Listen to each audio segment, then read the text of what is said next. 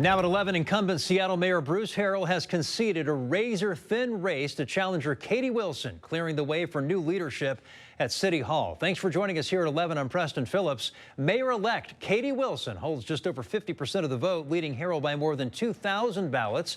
King County Elections says only a small number of challenged or late-arriving ballots remain, not enough to change the outcome. Tonight, residents and businesses across Seattle have mixed feelings as they reflect on Bruce Harrell's term as mayor. And while some say they want change out of Wilson, others hope for continued progress. KOMO's Tyler Cunnington live tonight in Pioneer Square after speaking with people in different neighborhoods. Tyler?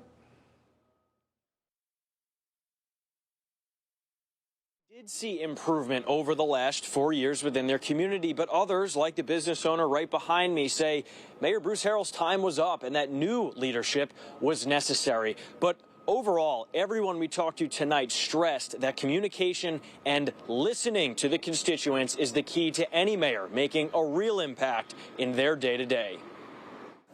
Public safety can be a hard issue to nail down within just one term as mayor. If you cannot fix it, you need to get out. And you have 4 years, and you didn't do nothing. But for Bezzaz in Pioneer Square, repairing yet another set of windows after a failed break-in has left him fed up and in favor of a new mayor. I was here in Seattle for 30 years. I never see it. It's worse than ever. Meanwhile, just south in Rainier Beach, I feel like there's not enough police. shootings and violence at a nearby Safeway and hookah lounge during Harrell's term have people like Eli hoping for more attention from the city. There is still like a lot of gun violence. There is still like a lot of criminal activity that's not being taken care of out here. Over in West Seattle, early in Harrell's mayoral term, this RV encampment covered a whole block on Southwest Andover Street, leading to drug use, break-ins, and prostitution, according to neighbors. It was something that we as a family became very concerned about. However, that summer in 2022, the camps were cleared out, now replaced by concrete blocks and bike lanes. When it all got cleaned up, it was a huge relief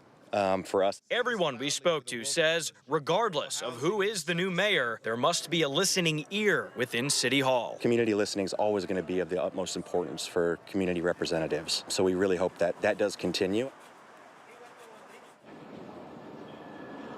Now, beyond just Pioneer Square where we're standing tonight, of course, the larger area, Soto, just nearby, we reached out to the business improvement area, who represents all of those economic contributors here in the city. They tell us that they are thankful for Harrell's administration, who helped tackle graffiti and storefront vandalism, as well as other aspects of the businesses in the area. And they say they look forward to continuing a great relationship with City Hall, with Mayor-elect Wilson.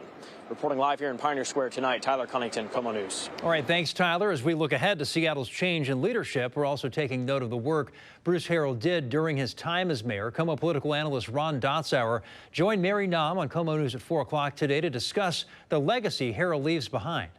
This wraps up, in many ways, Bruce's career. I mean, 3 times on his council and mayor, and he has been a very good mayor. He came in at a very challenging time. Mr. Harrell set some things in motion in terms of starting to clean up some of the encampments and dealing with some of the law enforcement areas, and hopefully she can build on that.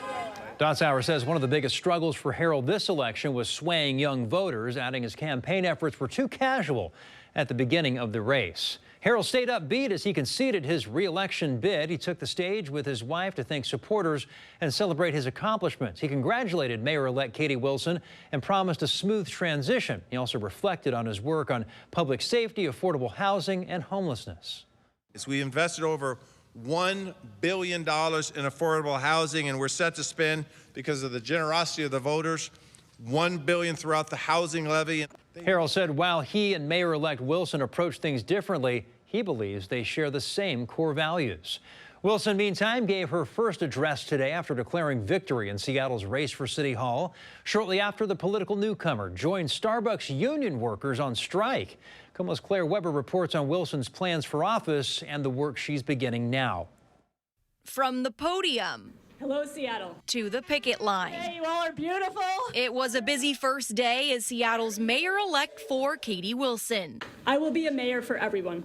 I will listen and I will learn. Just hours after Mayor Harrell conceded the race, Wilson began outlining her approach to office. I can lead from inside City Hall. But as a community organizer, I know how absolutely vital is leadership and organizing and movement building from the outside. The political newcomer says she'll focus on addressing affordability and tackling homelessness. I want a city where your health and your life expectancy and your children's future doesn't depend on your zip code or your race. After preaching her plans to be a champion for the working class, Wilson joined Starbucks employees on strike as they protest stalled negotiations for a new contract. I'm asking everyone who believes in fairness, dignity, and workers' rights to stand with us on this picket line. The Seattle baristas, just a small group of more than 1,000 U.S. Starbucks employees who walked out on the job. No contract! No coffee! With Seattle's future leader standing by in solidarity. I am not buying Starbucks, and you should not either. Wilson says her future transition team and administration will have a mix of both newcomers and people with years of experience. We're expecting a formal announcement on both next week. In Seattle, Claire Weber, KOMO News. A Starbucks spokesperson tells KOMO that today's strike is causing very little disruption, with less than 1% of U.S. stores affected. Most coffee houses are open and serving customers while celebrating reusable Red Cup Day. The company says the union represents only a small number of partners and that's ready to get back to the bargaining table. Starbucks adds that sales are on track and customers can still find plenty of open stores nearby. And that brings us to our KOMO Pulse poll tonight. You can scan the QR code there on your screen to participate. We are asking, how do you feel about the future of Seattle following the general election? This is a live look at the results tonight. You can see the majority of people, 75%, say worried, 14% are optimistic, 11% are ambivalent, they say. Again, if you'd like to weigh in, just scan the QR code there on your screen. That'll take you directly to the story on KOMOnews.com.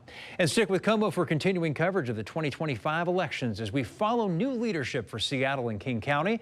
We'll have updates right here on KOMO TV and online on our website at KOMOnews.com.